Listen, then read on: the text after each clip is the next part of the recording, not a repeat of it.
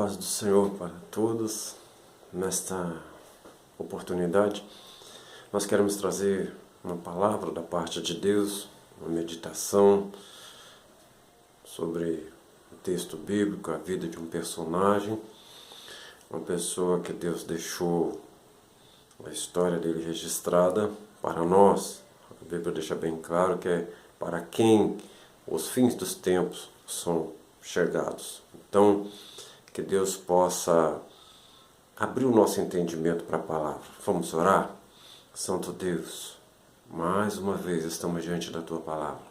Essa palavra que fala conosco o tempo todo, nos chama, Senhor Deus, a largarmos tudo aquilo que nos afasta de Ti e nos aproximar de Ti pelos caminhos que a Tua palavra nos mostra, ela mesma nos mostra, o Espírito Santo testifica isso em nossos corações. E Te pedimos, Senhor Deus, que ela faça isso hoje. Nos instrua no caminho e nos mantenha afastados dos descaminhos, para andar, Senhor Deus, segundo o Teu querer, para, Senhor Deus, ficar cada vez mais firmes, consolidados no caminho da paz, para que as portas dos céus nos sejam amplamente abertas no dia do Senhor. É o mais importante, não adianta termos uma vida linda aqui na terra, se não tivermos a entrada no céu amplamente aberta para nós. Não adiantou nada. E nesta oportunidade, a nossa oração é essa, Senhor. Temos que alcançar o alvo. Se nós não alcançarmos o alvo, é sinal de que nós rejeitamos tudo que o Senhor deu. Que não seja assim a nossa vida, mas seja de filho, de amigo, de servo do Senhor, em todos os detalhes. Oramos agradecidos. Fala conosco, em nome de Jesus. Amém. Queridos, eu quero ler a palavra de Deus no livro do profeta Daniel, capítulo 5, dos versículos 10 ao 17. Diz assim: A rainha, por causa das palavras do rei e dos seus grandes, entrou na casa do banquete e disse: Ó rei, vive para sempre. Não se turbem os teus pensamentos, nem se mude o teu semblante. Há no teu reino um homem que tem o espírito dos deuses santos. Nos dias de teu pai se achou nele luz, inteligência e sabedoria, como a sabedoria dos deuses. Teu pai, o rei Nabucodonosor, sim, teu pai, ó rei, o constituiu chefe dos magos, dos feiticeiros, dos astrólogos e dos adivinhadores. Porquanto se achou neste Daniel, a quem o rei pôs o nome de Beltesazar, um espírito excelente e conhecimento, inteligência, interpretação de sonhos, explicação de enigmas e solução de dúvidas.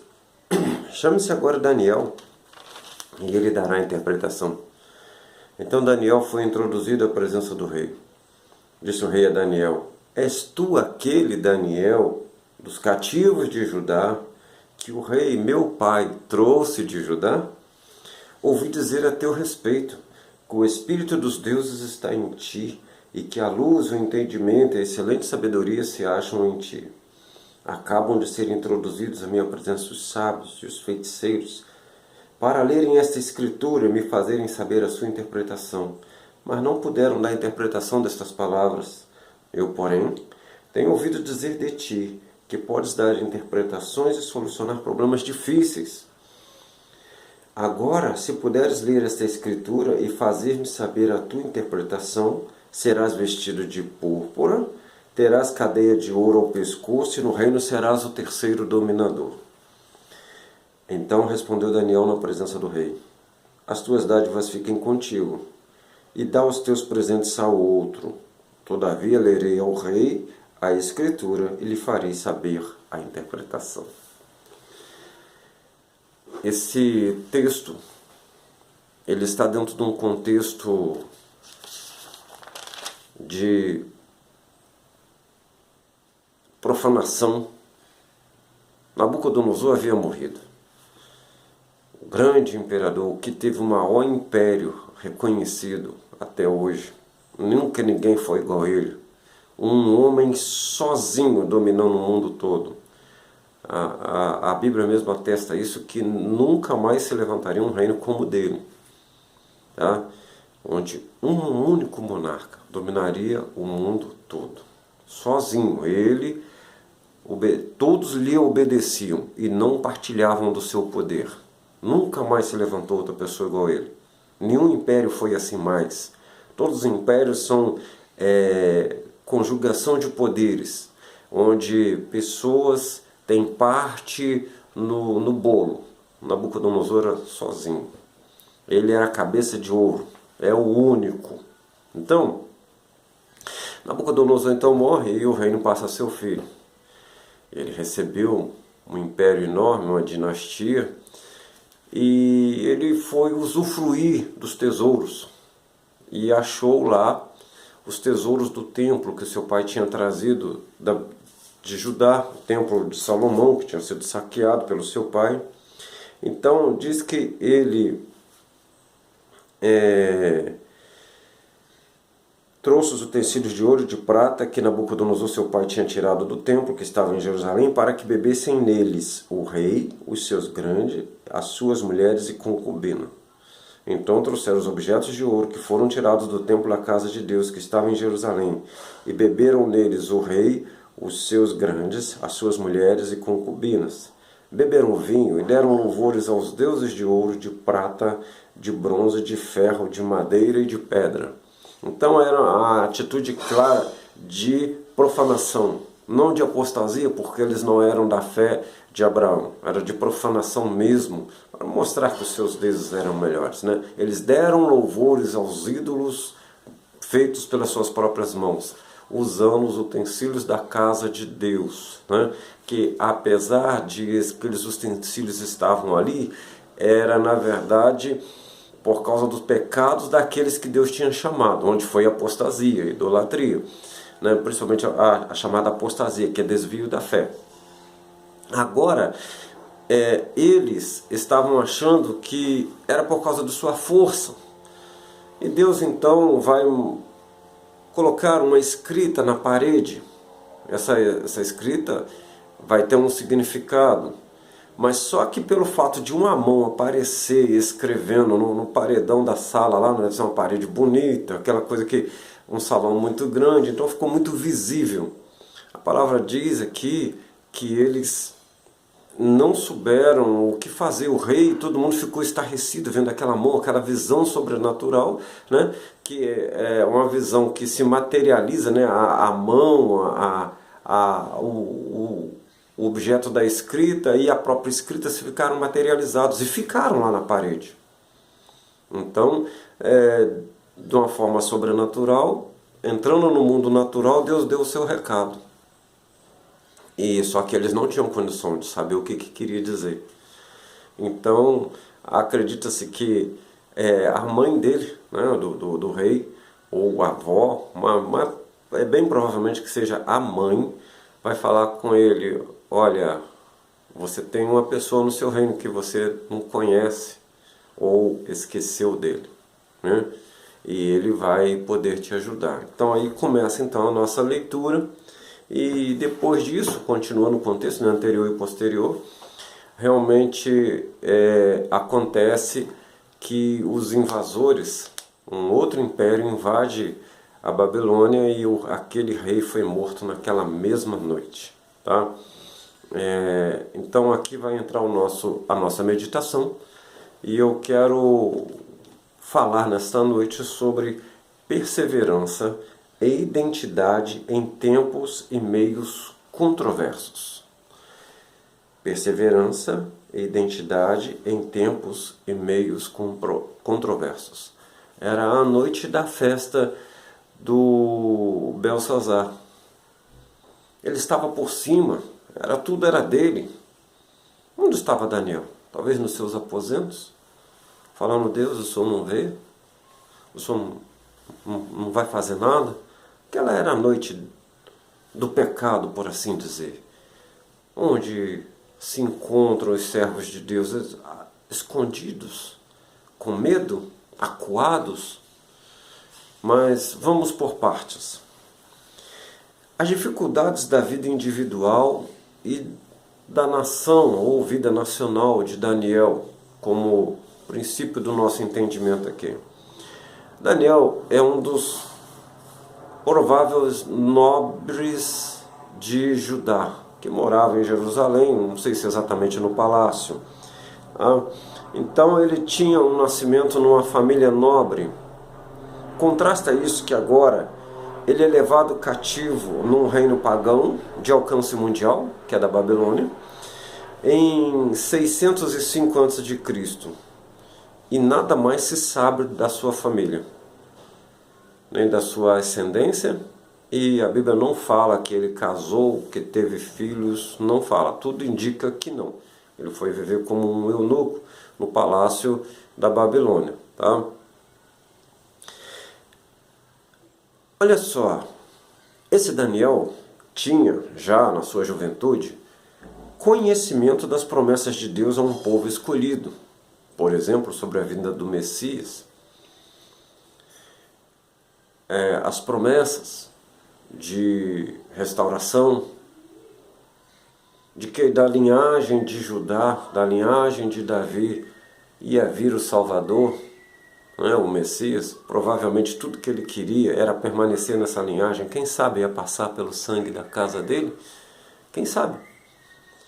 Mas, de repente, contrasta isso agora com a profanação, a vulgarização, como marcas de uma civilização pagã. Agora ele estava num palácio onde tudo podia, havia uma metodologia, um modo de vida, sim, em relação à polidez do palácio por causa da instituição humana do imperador, mas não exatamente é um modo de vida santo por causa da lei de Deus. Não.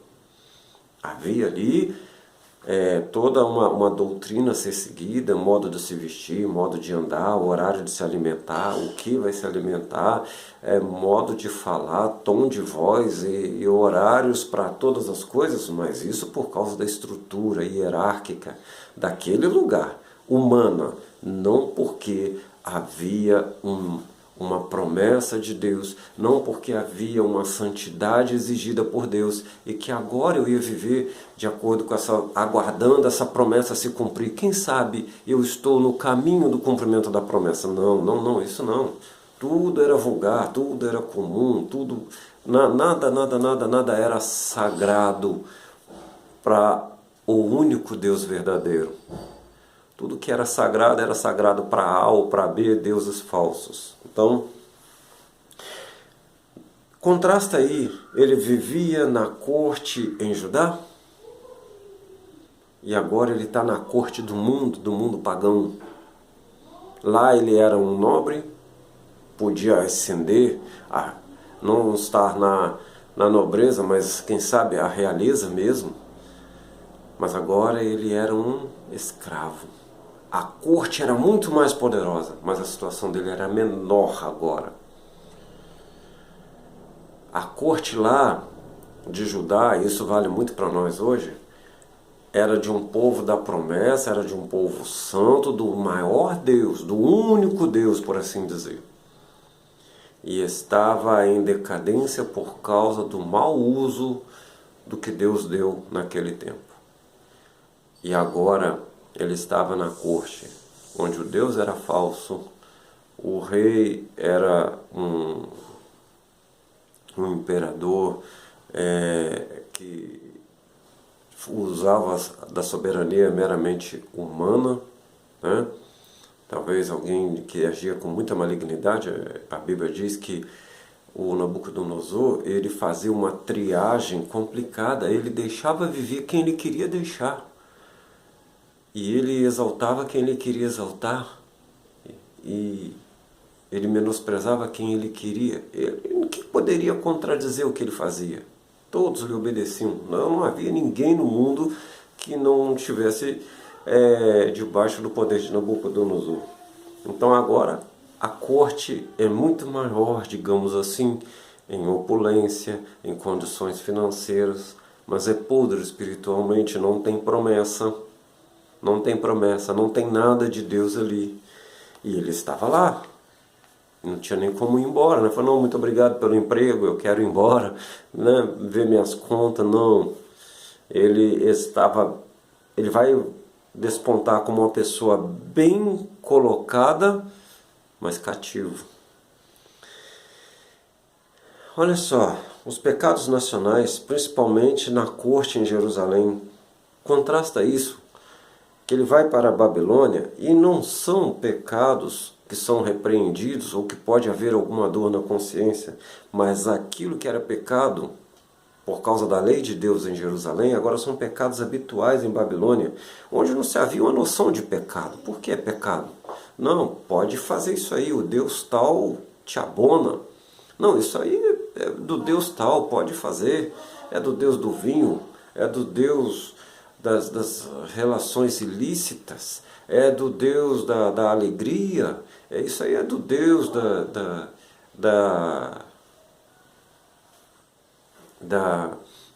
glutonaria. Por qual o problema? Não tem problema. Você está adorando a Deus desse jeito aí, ao Deus desse jeito aí. Então ele tinha uma vida nobre menor numa corte decadente. Agora ele é um cativo estrangeiro numa corte em ascensão. Para pensar que ele era um garoto, ele era um adolescente entrando na juventude, ou talvez fosse um adolescente mesmo. A pergunta é, Deus castigou Judá? Ok. E Babilônia? Por que ela está assim, só crescendo? Por que nós pecamos contra Deus e somos castigados? Por que Babilônia pode crescer? Isso podia estar na mente desse jovem. Para pensar os sonhos de um nobre jovem versus os sonhos de um jovem cativo. Quais eram os sonhos? Quais eram os sonhos? Um jovem nobre, a Bíblia diz que o nobre projeta coisas nobres. Então o jovem nobre todo dia ele está projetando ser realmente um nobre cada vez melhor. Cuidar mais do seu país, ajudar o seu país.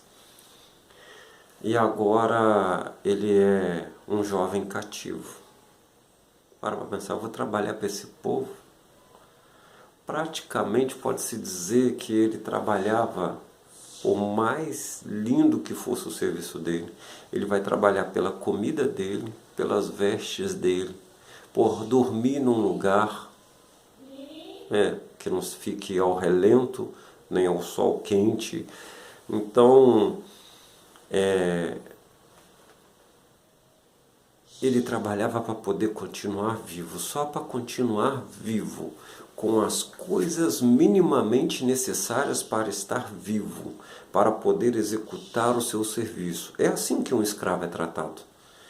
Ele trabalha em prol em troca do seu serviço, ele pode comer, beber, se vestir, tem um horário para ir dormir, um lugar para ir dormir, e não é feito com muito requinte, é simplesmente para ele poder estar de volta no serviço no outro dia, render ao máximo. É interesse do dono, não é o interesse dele.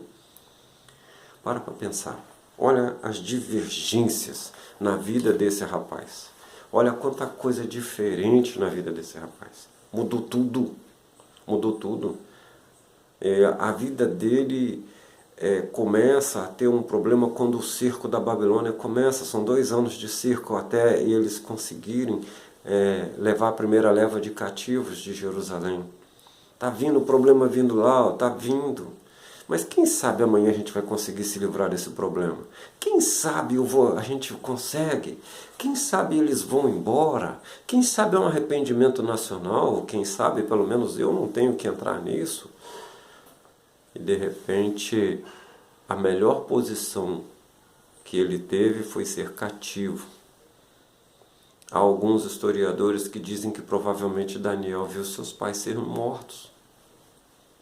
Você para pensar. Olha a vida desse menino, desse jovem.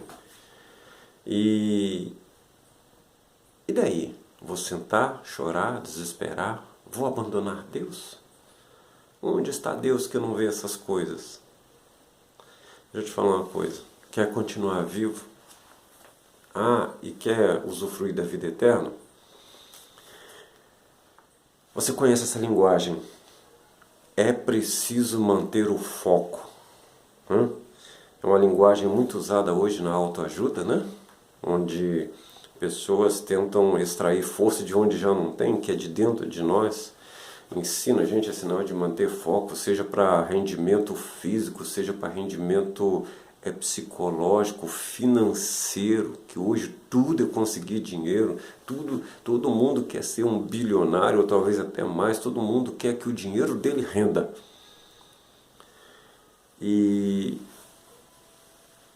Só que a Bíblia já usa essa linguagem há muito tempo, mas não no sentido de autoajuda, mas no sentido de buscar a ajuda do alto, lá das alturas, do Altíssimo. Né? Então Deus nos ensina que Ele é o provedor, é o cuidador, é Ele quem controla a história humana. A história humana serve aos seus desígnios, porque Ele está no meio desse turbilhão separando um povo para si, graças a Deus, né, pelo seu dom inefável, né, de estar buscando, né, separando para si uma descendência santa. Ele quer isso, então é preciso manter o foco, isso é o mais importante da vida. Isso é o mais importante, porque, queridos, uma vez nascido, a nossa existência é eterna. Então a nossa consciência aponta para uma eternidade. Meu querido, entenda isso. Essa é a coisa mais importante que você tem que fazer. E não tenta separar, fazer uma coisa só na vida. Nós fazemos várias coisas ao mesmo tempo. Nós somos filhos, estudantes, pais, maridos, avós e profissionais, e tudo, nós fazemos várias coisas ao mesmo tempo. Não é? Então, as mulheres, né, são esposas, mães, avós, profissionais, donas de casa, e vai por aí afora. Nós somos várias coisas ao mesmo tempo. Por que a vida espiritual tem que ser separada da vida daqui da Terra, a vida biológica? Não. Nós fazemos todas as coisas ao mesmo tempo. É preciso manter o foco no que é mais importante, porque é interessante que o mais importante é o primeiro a ser perdido. Então entenda isso, o propósito nosso dessa meditação é isso. É preciso manter disciplinas que ajudam a evitar desvios. Ajudam a evitar, por exemplo, a tendência de ser igual. Você imagina se Daniel chega lá na corte, ele começa a olhar para um lado e para o outro, ver os sábios, os astrólogos com as suas manias, com as suas mandingas, os feiticeiros lá, porque Nabucodonosor é eclético, né? Ele misturava todo mundo, né? O negócio dele era um sincretismo religioso que por fim ele impunha como a religião dele, mas ele buscava os saberes, o conhecimento de todas as nações. E é interessante que um império, ele vai fazer isso. Ele busca tudo, ele sequestra a intelectualidade do povo, e naquela época se misturava muito intelectualidade com religiosidade. Então eles acreditavam que o saber estava na religião. Então eles, mesmo que derrotassem um povo, eles levavam os ídolos e a religião, os sacerdotes daquelas religiões para eles, para extrair tudo que eles tinham, mesmo que o deles fosse superior, eles queriam somar com o que era bom para manter o domínio sobre o outro. Entendeu? Então, esse negócio de sequestro religioso, de sequestro de qualidades é muito importante. Por exemplo, o Brasil exporta seus atletas. É um sequestro, porque você pega os melhores dotes dos atletas, mas lá fora tem dinheiro, e lá assim, então há um sequestro, porque a ambição pelo dinheiro de lá faz a pessoa abandonar a sua terra, os seus valores aqui, para ir atrás desse dinheiro. Assim também acontece com nossos cientistas, e os países fazem uns com os outros. O Brasil, se puder, faz isso com os outros também. Tá? Então, isso é muito comum. Já é uma luta por se manter no ápice, que já existe desde aquele tempo. Mas e daí?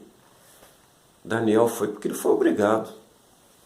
Mas chega lá, o instinto de sobrevivência vai fazer o quê? Vou ser igual a todo mundo, vou aprender com esses caras como é que faz magia, como é que presta atenção no olhar do rei, como é que ganha do rei, assim, porque eu raciocinei mais rápido do que ele. Eu tenho que aprender tudo isso aí, todas essas nuances, seja isso ciência humana ou religião, seja isso uma adequação ao modo do inimigo das nossas almas para ensinar um homem a dominar o outro, seja o que for. Eu tenho que aprender? Não, Daniel não.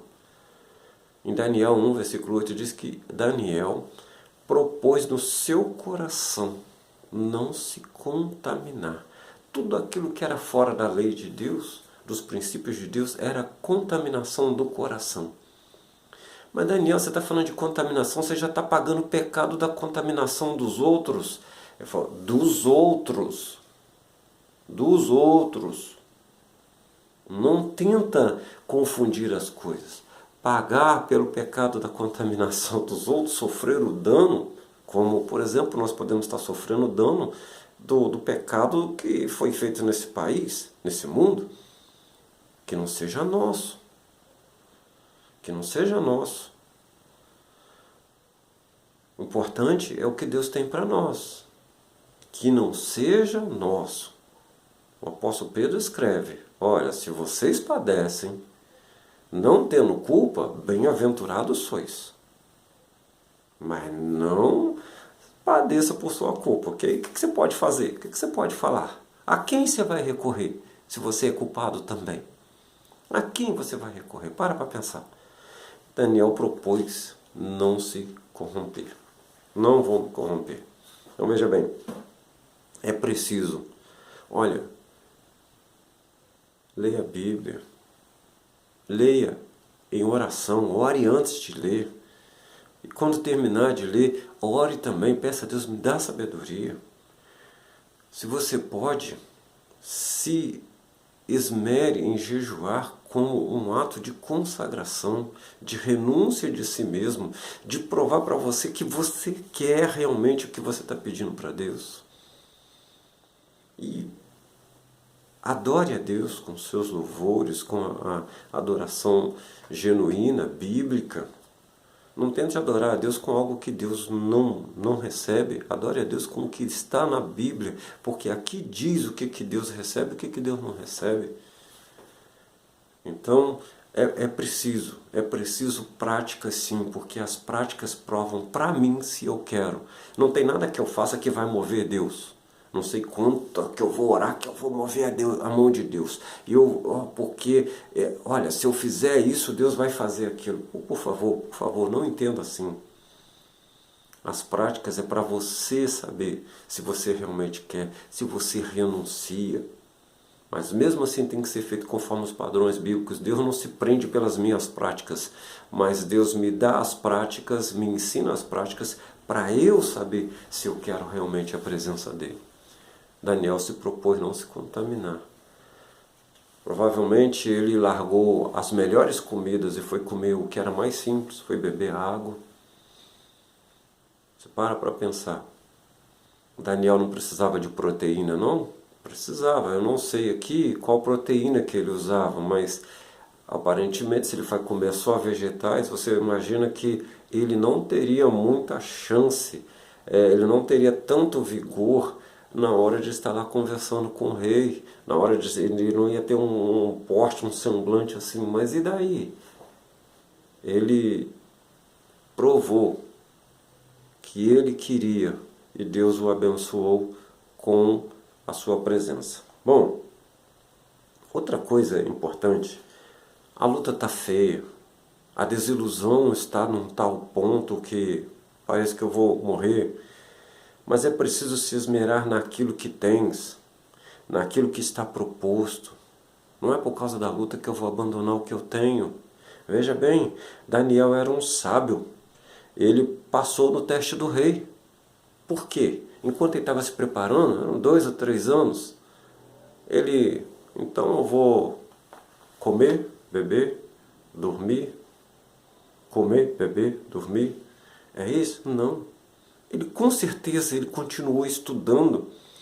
Além de ter sua comunhão com Deus, ele continuou estudando. Ele sabia que o fato dele estar ali era um sequestro intelectual. Então o que ele tinha que fazer? Ser um melhor intelectualmente falando. Deixa eu te falar uma coisa, nós estamos falando isso aqui em 2020. Início do mês de maio. O desemprego está aumentando às centenas, para não dizer aos milhares, só na nossa cidade. De que adianta estudar? Ato de fé. Continua. Ato de fé e de inteligência. Por quê? Se a coisa virar, as primeiras vagas, muitas adiante, serão de quem estiver pronto. Então nós não podemos parar. Daniel não parou. E ele foi tido como um sábio na presença do rei, comendo cenoura, bebendo água. E daí?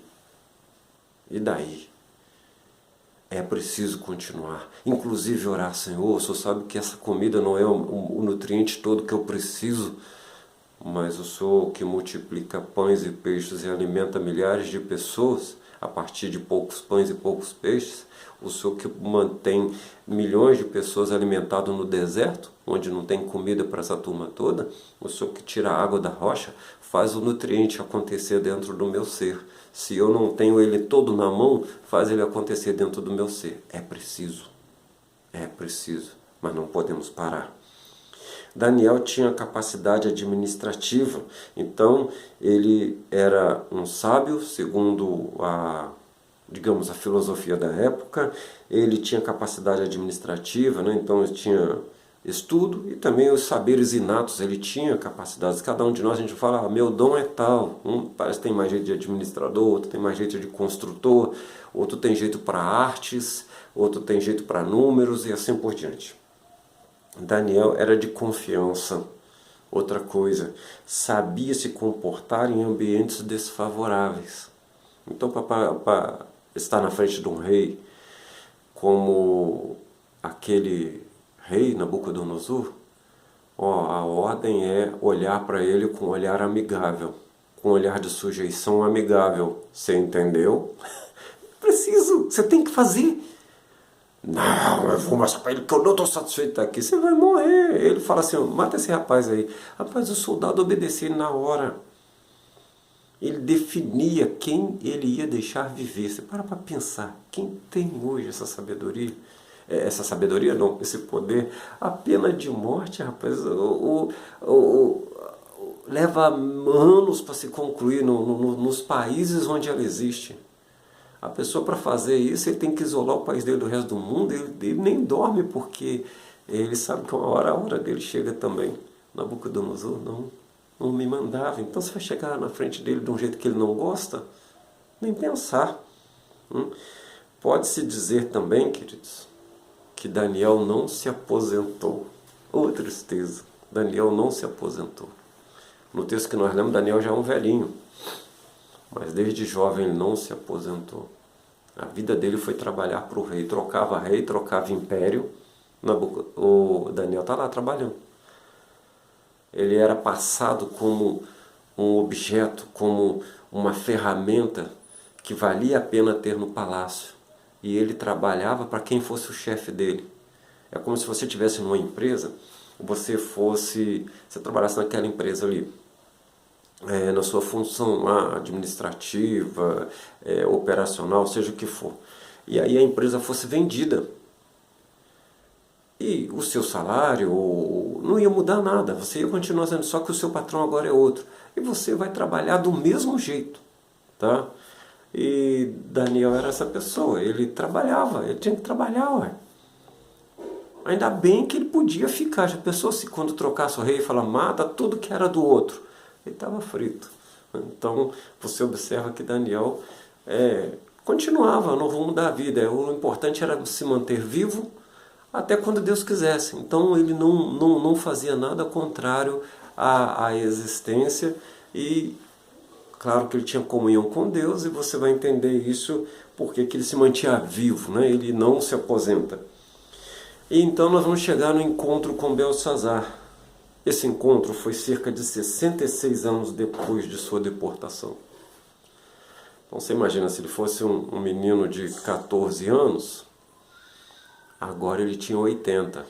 Se fosse mais velho, então agora ele é cada vez mais velho. Tá? É mais ou menos 66 anos depois da sua deportação. É interessante que mesmo nesse tempo ele ainda era reconhecido, apesar da linguagem do povo idólatra, né? Falar, tem um homem que tem os espíritos dos deuses santos. Eles têm lá um modo deles falar, mas ele era reconhecido como um sábio que fala da parte de Deus. Ah, me chamam de um adivinho, né? De uma pessoa que sabe o futuro, de um mestre, ou como queira. Mas eu sou um servo de Deus. Eles usam essa terminologia porque eles não conhecem Deus. Mas eu sou quem eu sou. Ele ainda era reconhecido como aquele Daniel. Ele manteve sua posição diante do rei, muito importante. Ele estava diante de Belsazar e ele não mudou. Nós lemos aqui no versículo 17 de Daniel 5. Então respondeu na presença do rei. Daniel respondeu: as tuas dádivas fiquem contigo e dá os teus presentes a outro. Não tinha ambição nenhuma. As tuas dádivas ficam contigo e dá os teus presentes a outro. Então é interessante que ele vai falar da parte de Deus e ele não se deixa levar. O próprio rei, ainda que ele estava com o joelho batendo no outro, todo mundo ali estava com medo. A mulherada, os homens, já não sabia mais quem era mulher e quem era homem naquele negócio, né? Que está todo mundo com medo danado, né? Se as mulheres naquele lugar dependessem dos homens para lhes defender, santo Deus, estava todo mundo com medo. E olha que o rei, quando vê que Daniel está chegando, presta bem na linguagem do rei. Versículo 13 de Daniel 5. És tu aquele Daniel dos cativos de Judá? Lembrou que ele era um cativo. Que o rei, meu pai, trouxe de Judá? Ou seja, você é propriedade minha? É você mesmo? Quer dizer, o rei nem fez questão de chegar. Daniel, a mãe falou de você, rapaz, que você é uma bênção. Não, ele lembrou exatamente aquilo que doía em Daniel. Olha só, ele lembrou em Daniel aquilo que doía em Daniel. O Daniel está quieto, está ouvindo, deixa ele acabar de falar. E ele vai dizer: ouvi dizer a teu respeito que o Espírito dos deuses está em ti. Ou seja, ele continua adorando os seus deuses, não o Deus verdadeiro. E ainda querendo colocar em cima do Daniel. E que a luz, o entendimento e a excelente sabedoria se acham em ti. Quando fala isso aqui, bem entendam. Eles estão atribuindo à filosofia meramente humana ou aos deuses deles. Então ele vai falar: olha, chamei todo mundo. Acabam de ser introduzidos em minha presença os sábios e os feiticeiros, para lerem essa escritura e me fazerem saber a sua interpretação, mas não puderam dar interpretação dessas palavras. Eu, porém, tenho ouvido dizer de ti que podes dar interpretações e solucionar problemas difíceis. Está falando do Deus verdadeiro? Não. Lá no seu emprego, onde seria o palácio lá, muitas das vezes você é elogiado, mas às expensas do nome de Deus. Ele não é reverenciado. Ele não é reverenciado. Aí está falando: agora se puderes ler essa interpretação. É interessante que ele deixou aqui uma brecha. Se Daniel se comporta como esses crentes enganadores, esses que falam o que Deus não falou, você imagina? Para não dizer esses pastores, né? É fácil falar uma coisa agora. Recebe o dinheiro dele, recebe a honra dele. Ele está perdido, ele não sabe. Se você olhar para um lado e para o outro, ele não sabe. Eles estão perdidos. Eu vou falar isso aqui mais na frente. Pega esse negocinho e guarda isso aí, que nós vamos precisar disso aí, ok? Nós vamos precisar dessa informação aí. Então,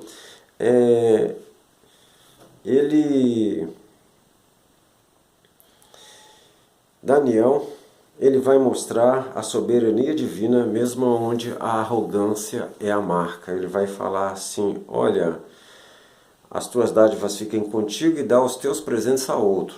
Todavia, lerei ao rei a escritura e lhe farei saber a interpretação. Aí versículo 18, que nós não lemos, aí vai falar: ó rei, o Altíssimo Deus deu a Nabucodonosor, teu pai, o reino, a grandeza, glória e majestade. Foi Deus que deu. O rei, foi Deus que deu ao seu pai. O meu Deus deu ao seu pai. O único Deus deu ao seu pai. Fez ele o soberano do mundo, dominador, imperador sobre o mundo todo. Tá? Mesmo onde a arrogância é a marca, precisa mostrar quem é o nosso Deus. Quem é o Deus verdadeiro. É preciso mostrar. Nós precisamos deixar isso bem claro. Tá? Não mude por causa da aparência. O mundo está perdido. Pega os dias que nós estamos vivendo. Você ainda vai encontrar gente arrogante. Mas quando a estatística vira o nome dele ou de alguém muito próximo, ele começa a chorar. Essa arrogância é a si mesmo. Essa arrogância é a si mesmo. É sempre um tentando passar em cima do outro. Mas espera, Deus está vendo. Deus está vendo. É preciso nós termos essa consciência e aguardar naquilo que Deus está trabalhando. Onde estava Daniel? Estava desesperado, estava correndo para um lado e para o outro, e de repente estava lá fazendo as suas coisas que ele tinha que fazer. Ele tinha que apresentar números, ele tinha que apresentar a administração dele. Estava todo mundo na bagunça. Ou ele podia estar dormindo porque no outro dia teria que trabalhar muito. Qual era o horário de trabalho de Daniel? A gente não sabe. E ele estava consciente o tempo todo. E agora essa consciência está com ele. Que hora da noite foi isso? Ele estava consciente. Pronto. Porque a consciência dele não mudava apesar do seu corpo estar adormecido ou estar cuidando de outras coisas. Quando de repente ele é afrontado pelo inimigo, ele fala: opa, cheguei com todas as armas para a batalha. Deixa de falar, crente não leva uma ou outra arma para a batalha, ele leva sempre todas, porque a vitória do Senhor, ele não usa uma ou outra arma como se fosse o suficiente, porque ele próprio vence. Não. Ele usa todas, porque não sabe de qual forma Deus vai trabalhar para fazer a vitória, tá? Para lhe dar a vitória. Então esse é ato de humildade, usar todas as armas na batalha. É ordem e é ato de humildade.